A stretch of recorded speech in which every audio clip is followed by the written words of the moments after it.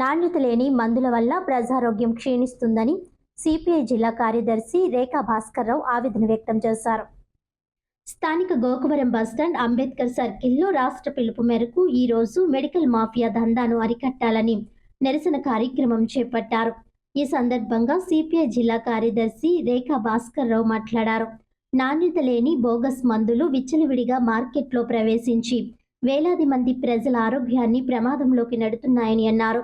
CPI జిల్లా సహాయ కార్యదర్శి కె రాంబాబు మాట్లాడుతూ అవసరం లేని టెస్టులు, అధిక ధరలు, మందులు, నకిలీ ఔషధాలు ఇవన్నీ కలిసి సాధారణ కుటుంబాలపై తీవ్ర భారంగా మారాయని ఆయన చెప్పారు. ఈ కార్యక్రమంలో town secretary V Kondalarao, joint secretary Sappa Ramana, P Lavanya, AIYF అధ్యక్ష కార్యదర్శులు కె శ్రీనివాస్, పి త్రిమూర్తులు, జిల్లా కార్యవర్గ సభ్యులు MMV Prasad, office secretary T Nageswararao, municipal workers Reddy Ramana, S Srinivas, P Nagendra, CPS senior నాయకులు నల్ల రామారావు, ప్రజా నాట్య మండలి సీనియర్ నాయకులు మహంతి లక్ష్మణరావు, సిపిఐ కామ్రేడ్ శంకర్రావు తదితరులు పాల్గొన్నారు.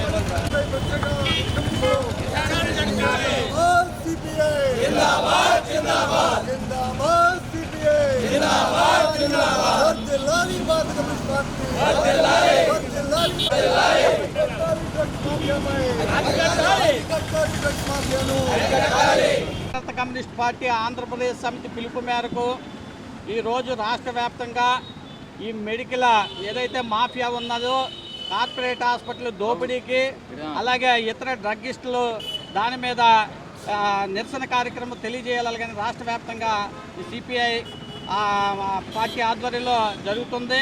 దీనికి కారణం ఏంటంటే గత కొన్నేళ్ళుగా మొత్తం దేశంలోనే గత కొన్నేళ్ళుగా ఈ మెడికల్ మాఫియా అనేది చాలా పిచ్చిరిల్లిపోతుంది.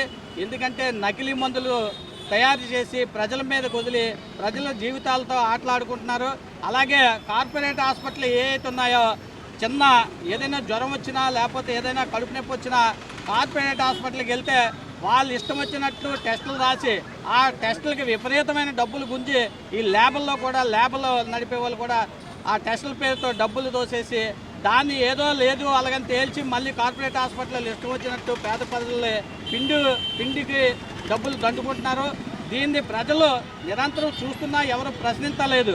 ఎందుకంటే కమ్యూనిస్ట్ పార్టీ ఆధ్వర్యంలో ఈరోజు దేశవ్యాప్తంగా ఈ ఆందోళన చేపట్టాలని, ఖచ్చితంగా భవిష్యత్తులో కూడా, ఎందుకంటే ఈ మెడికల్ మాఫియా చాలా దారుణంగా జరుగుతుంది. దీనిలో ఏదైతే ఈ డ్రగ్స్ కంపెనీలు ఉన్నాయో, ఫార్మసీ కంపెనీలు ఉన్నాయో నాసిరకం మందులు తయారు చేసి ప్రజల మీదకి వదులుతున్నారు. వాళ్ళు ఏంటంటే ఈ లంచాలు తీసుకొని ఈ డ్రగ్ కంట్రోల్ వ్యవస్థ ఏదైతే ఉందో దాన్ని కూడా నిర్వీర్యం చేసి దాని కంట్రోల్ వాళ్ళ చేతిలో పెట్టుకొని ఈ ఫార్మాసిటీలు నాణ్యత లేని మందులు ప్రజల మీద వదిలి ప్రజల జీవితాలతో ఆడుకుంటున్నాయి. దీన్ని తీవ్రంగా భారత కమ్యూనిస్ట్ పార్టీ వ్యతిరేకిస్తున్నాం. భవిష్యత్తులో కూడా దీని మీద చాలా పెద్ద ఎత్తున ఉద్యమాలు చేస్తాం. అలాగే రెండోది, ప్రభుత్వం ఏదైతే ఉందో, కూటమి ప్రభుత్వం ఏదైతే ఉందో, ప్రభుత్వంలో ఉన్నటువంటి కాలేజీలు 17 కాలేజీలు ఆంధ్రప్రదేశ్లో ఉన్న కాలేజీలు పీపీపీ విధానంతో ప్రైవేట్ పరం చేస్తుంది. దాన్ని తీవ్రంగా వ్యతిరేకిస్తున్నాం. ఎందుకంటే అది ప్రైవేట్ పరం అయితే సామాన్యుడు మెడికల్ సీటు దాంట్లో సంపాదించుకోలేని పరిస్థితులు ఉంటాడు, మెడిసిన్ చదవలేని పరిస్థితులు ఉంటాడు. కావున పేద ప్రజలకి ఈ ప్రభుత్వం పేద ప్రజల పక్షాన్ని నిలబడి ప్రజల తరపున ఉండాలి తప్ప పెద్దోడికి దోసిపెట్టే విధంగా ఈ ప్రభుత్వం ఉండకూడదు. దాన్ని ఖచ్చితంగా ఈ ప్రభుత్వం చేసే పనులు నిరంతరం మేము ఎండగడుతూనే ఉంటాం. కావున ప్రభుత్వానికి హెచ్చరిక చేస్తున్నాం. ఇప్పటికైనా ఈ డ్రగ్స్ కంట్రోల్ వ్యవస్థ ఏదైతే ఉందో, ఈ మందులు ఏదైతే ఉన్నాయో వెరిఫికేషన్ జరిపించి దాడులు చేసి ఖచ్చితంగా దాన్ని దాన్ని ఏదైతే అరికట్టాలని మేము డిమాండ్ చేస్తూ ఉన్నాం. కావున భారత కమ్యూనిస్టు పార్టీ రాష్ట్రంలో జరుగుతున్న మెడికల్ మాఫియా పైన యుద్ధం ప్రకటించింది. రాష్ట్ర కార్యదర్శి ఈశ్వరయ్య రాష్ట్ర వ్యాప్తంగా ఆందోళన చేయాలని పిలిపించారు. అందులో భాగంగా రాజమహేంద్రవరంలో ఈ కార్యక్రమం జరుగుతూ ఉంది. మన ప్రజలంతా ఇబ్బంది పడుతూ ఉన్నారు. హాస్పిటల్స్, ల్యాబ్స్, అలాగే మెడికల్ కంపెనీలు విపరీతమైన దోపిడీ చేసి షుగర్ మందులు బిళ్ళ కూడా 38 రూపాయలు అయిపోయిన పరిస్థితి. బీపీ బిళ్ళ కూడా 16 రూపాయలు, 15 రూపాయలు, 14 రూపాయలు అయిపోయిన పరిస్థితి ఉంది. ప్రభుత్వం తమకు కావలసిన వాటా తీసుకొని ప్రజల్ని ఎంతైనా దోచుకొని వదిలేసింది. కమ్యూనిస్ట్ పార్టీ ఒకటే చెప్తా ఉంది, నీకున్న యంత్రాంగం ద్వారా ఈ మెడికల్ మాఫియాని అరికట్టాలి. అవినీతి తీవ్ర స్థాయిలో పెరిగిపోయింది. కార్పొరేట్ హాస్పిటల్ పెద్ద ఎత్తున దోపిడీ చేస్తూ ఉన్నాయి. అందులో రాసిన మందులు చేరిన పేషెంట్కి చేయకుండానే వాళ్ళ యొక్క హాస్పిటల్లోనే మళ్ళీ ఉంచి బిల్లులు చేస్తూ ఉన్నారు. అడగలేని పరిస్థితి, అత్యవసరంగా ఉన్నటువంటి పరిస్థితి, తప్పుడు వైద్యంతో ప్రాణాలు పోతున్నటువంటి పరిస్థితి మనం రాష్ట్రంలో కానీ రాజమహేంద్రవరంలో కానీ చూస్తూ ఉన్నాం. అందువల్ల కోట్లాది రూపాయలు అనంత కాలంలోనే ఈ కార్పొరేట్ హాస్పిటల్ సంపాదించి ప్రజలను దోచుకున్న విషయం మనం గమనిస్తూ ఉన్నాం. అందువల్ల ఈ పోరాటం ఇది ప్రారంభం మాత్రమే. ఒకటే జనరిక్ మందుల్ని ప్రోత్సహించాలి, అందులో నాణ్యత పెంచాలి. రెండో పక్కన మెడికల్ మీద ధరల మీద కంట్రోల్ ఉండాలి. హాస్పిటల్ డాక్టర్ల మీద కూడా కంట్రోల్ ఉండాలి. వాళ్ళ ఆదాయాల మీద కంట్రోల్ ఉండాలి. ప్రభుత్వం చర్యలు తీసుకోవాలి. ఈరోజు కమ్యూనిస్ట్ పార్టీగా మా ప్రధానమైన డిమాండ్ కార్పొరేట్ హాస్పిటల్లో జరుగుతున్న దందాపై ప్రత్యేక కమిటీ వేసి విచారణ జరపాలి. ఇక రెండవది మెడికల్ ఏదైతే ఈ టెస్టులు ల్యాబ్లు ఉన్నాయో ఆ సెంటర్లో ధరల మీద నియంత్రణ ఉండాలి, పారదర్శకత ఉండాలి.